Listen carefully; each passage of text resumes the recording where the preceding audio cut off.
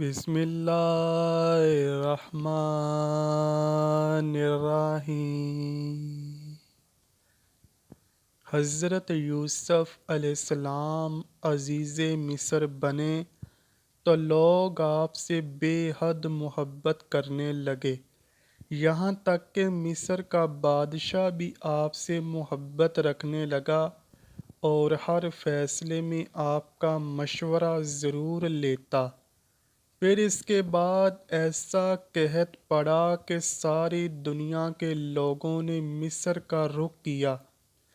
حضرت یوسف علیہ السلام نے مصر کے بادشاہ کا خواب سننے کے بعد اندازہ لگا لیا تھا کہ 7 برس کے بعد ایک عالمگیر قحط دنیا کو اپنی لپیٹ میں لینے والا ہے۔ چنانچہ امیر مصر کی حیثیت سے آپ نے غذا کی قلت کا مقابلہ کرنے کے لیے 7 برس میں اناج کی بھرپور طریقے سے تنظیم کی۔ عوام کی ضرورت کو پورا کرنے کے ساتھ ساتھ 7 برس تک اجناس کو محفوظ کرنے کی مؤثر اور منظم حکمت عملی تیار کر لی۔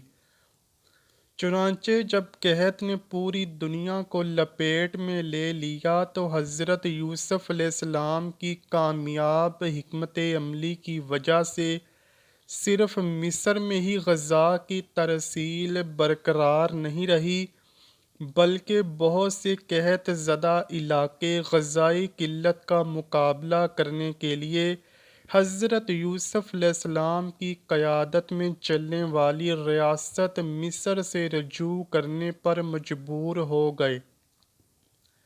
حضرت یوسف علیہ السلام کے وہی بھائی جنہوں نے انہیں کنویں میں گرا دیا تھا، وہ بھی غلہ لینے کے لیے مصر پہنچ گئے۔ حضرت یوسف علیہ السلام نے اپنے بھائیوں سے کہا کہ میرے والد کو مصر لے آؤ۔ حضرت یوسف علیہ السلام نے اپنے والد اور سب اہل و عیال کو لانے کے لیے بھائیوں کے ساتھ 200 سواریاں بھیج دیں۔ حضرت یعقوب علیہ السلام نے اپنے گھر والوں کو جمع کیا تو کل 72 یا 73 آدمی تھے، جن کو ساتھ لے کر مصر روانہ ہو گئے۔ مگر اللہ پاک نے آپ کی نسل میں اتنی برکت عطا فرمائی کہ جب حضرت موسیٰ علیہ السلام کے وقت میں بنی اسرائیل مصر سے نکلے تو 6 لاکھ سے زیادہ تھے۔ حالانکہ حضرت موسیٰ علیہ السلام کا زمانہ حضرت یعقوب علیہ السلام کے مصر جانے سے صرف 400 سال بعد کا زمانہ ہے۔ جب حضرت یعقوب علیہ السلام نے اپنے اہل و عیال کے ساتھ مصر کے قریب پہنچے تو حضرت یوسف علیہ السلام نے 4000 لشکر اور بہت سے مصری سواریوں کو ساتھ لے کر آپ کا استقبال کیا اور جھنڈے اور قیمتی پرچم لہراتے ہوئے قطاریں باندھے مصری باشندے جلوس کے ساتھ روانہ ہوئے۔ جب لشکر پہنچ گیا، دونوں باپ بیٹا یعنی حضرت یعقوب علیہ السلام اور حضرت یوسف علیہ السلام گلے لگ کر بہت روئے۔ حضرت یوسف علیہ السلام نے بڑی شان کے ساتھ اپنے بابا حضرت یعقوب علیہ السلام کو عزیز مصر کے تخت پر بٹھایا اور تمام لوگ آپ کی تعظیم کرنے لگے۔ آپ کے اس ایمان اور مرتبے اور نبوت کو تسلیم کر کے مصر کا بادشاہ اپنا تاج آپ کے قدموں پر رکھ کر اللہ کے دین کو قبول کرنے لگا اور آپ کو اور آپ کے بابا کو اللہ کا نبی ماننے لگا۔ یوں بنی اسرائیل مصر میں رہنے لگے اور اللہ کے نبی حضرت یوسف علیہ السلام نے ایک شہر آباد کروایا جس کا نام گوشن رکھا۔ وقت بہت تیزی سے گزرتا گیا۔ پھر اس واقعے کے 24 سال بعد حضرت یعقوب علیہ السلام وفات پا گئے، تو حضرت یوسف علیہ السلام نے حضرت یعقوب علیہ السلام کو حضرت ابراہیم علیہ السلام اور حضرت سعد علیہ السلام کے ساتھ فلسطین میں دفن کیا۔ پھر جب حضرت یوسف علیہ السلام وفات پا گئے تو وہاں مصر کے لوگوں میں لڑائی پڑ گئی۔ ہر کوئی چاہتا تھا کہ حضرت یوسف علیہ السلام کو ان کے علاقے میں دفن کیا جائے تاکہ برکت اور رحمت ان کے محلے پر قائم رہے۔ پھر مصر کے علماء نے بیٹھ کر یہ فیصلہ کیا کہ حضرت یوسف علیہ السلام کے جسم مبارک کو سنگ مرمر کے تابوت میں ڈال کر دریائے نیل میں ڈال دیا جائے، جس سے دریا کا پانی قبر کو چھو کر گزر کر سارے گھروں میں پہنچ جایا کرے گا اور آپ کی رحمت ہر گھر میں قائم رہے۔ تب ہی حضرت یوسف علیہ السلام کو دریائے نیل کے بیچ میں دفن کر دیا گیا۔ لیکن حضرت یوسف علیہ السلام نے مرنے سے پہلے یہ وصیت کی کہ مجھے حضرت جبرائیل علیہ السلام نے خبر دی ہے کہ میری آنے والی نسلیں یہاں سے ہجرت کر جائیں گی اور میرے لوگ میرے تابوت کو نکال کر یہاں سے لے جائیں گے اور مجھے پھر میرے باپ دادا اور پردادا کے ساتھ دفن کر دیا جائے۔ حضرت یوسف علیہ السلام کی تدفین کے 400 سال گزرنے کے بعد فرعون مصر بنی اسرائیل پر ظلم ڈھانے لگے، تو اللہ نے حضرت موسیٰ علیہ السلام کو ان کی طرف پیغمبر بنا کر بھیجا۔ حضرت موسیٰ علیہ السلام نے جب فرعون کا تختہ الٹا اور اپنی قوم کو لے کر مصر سے جانے لگے تو کافی سفر کے بعد بھی اللہ کے نبی حضرت موسیٰ علیہ السلام اپنی منزل سے محروم رہے۔ بالآخر آپ کے پاس حضرت جبرائیل علیہ السلام نازل ہوئے اور کہنے لگے کہ اللہ کا حکم ہے کہ اپنے جد حضرت یوسف علیہ السلام کی وصیت کو پورا کرو۔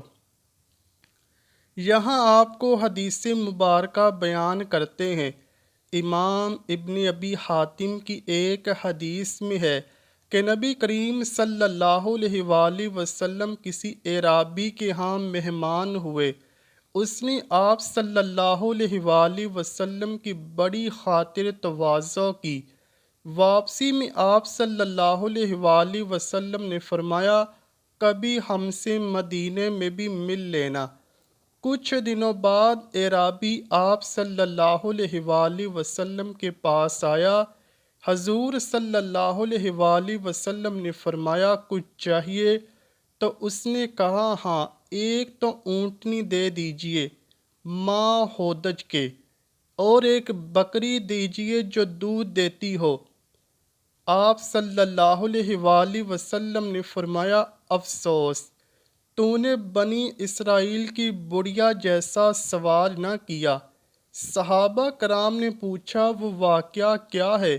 آپ صلی اللہ علیہ وآلہ وسلم نے فرمایا، جب کلیم اللہ بنی اسرائیل کو لے کر چلے تو راستہ بھول گئے، 1000 کوشش کی لیکن راہ نہ ملی۔ آپ نے لوگوں کو جمع کر کے پوچھا کہ یہ کیا اندھیرا ہے؟ تو علماء بنی اسرائیل نے کہا، بات یہ ہے کہ حضرت یوسف علیہ السلام نے اپنی آخری وقت میں ہم سے عہد لیا تھا کہ جب مصر سے چلیں تو آپ کے تابوت کو بھی یہاں سے اپنے ساتھ لیتے جائیں۔ حضرت موسیٰ علیہ السلام نے دریافت فرمایا کہ تم میں سے کون جانتا ہے کہ حضرت یوسف علیہ السلام کی تربت کہاں ہے؟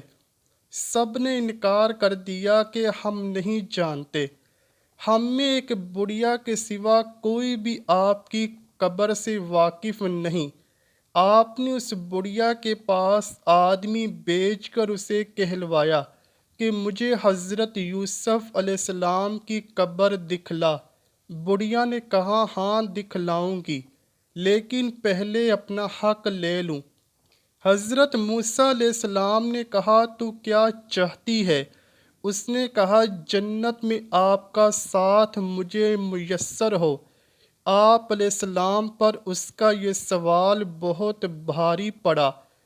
اس وقت وحی آئی کہ اس کی بات مان لو، اس کی شرط منظور کر لو۔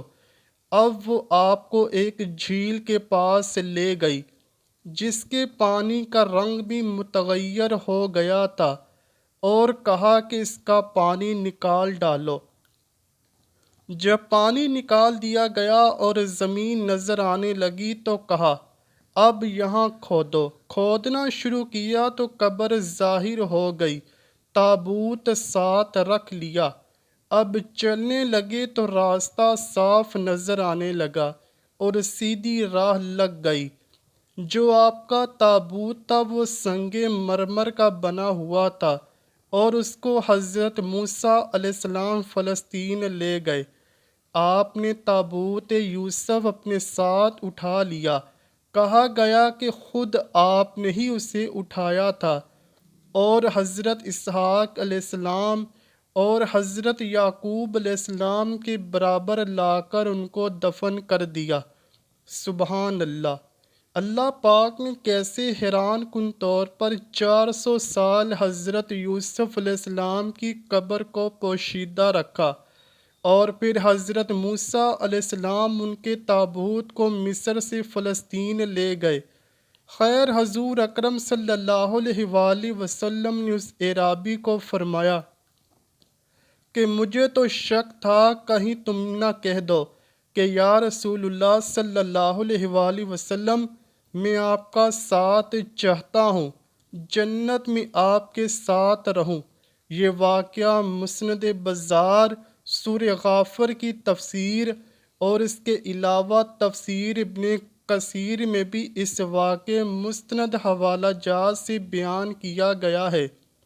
اللہ پاک سے دعا ہے کہ وہ ہمیں مکہ مکرمہ اور مدینہ میں حاضری کے بعد حضرت یوسف علیہ السلام کی قبر کی بھی زیارت نصیب فرمائے، اور ہم سب کو اپنے پیارے حبیب صلی اللہ علیہ وآلہ وسلم اور ان کی آل پاک سے سچی اور پکی محبت کرنے کی توفیق عطا فرمائے۔ آمین یا رب العالمین۔ امید کرتا ہوں کہ آپ کو ویڈیو ضرور پسند آئی ہوگی۔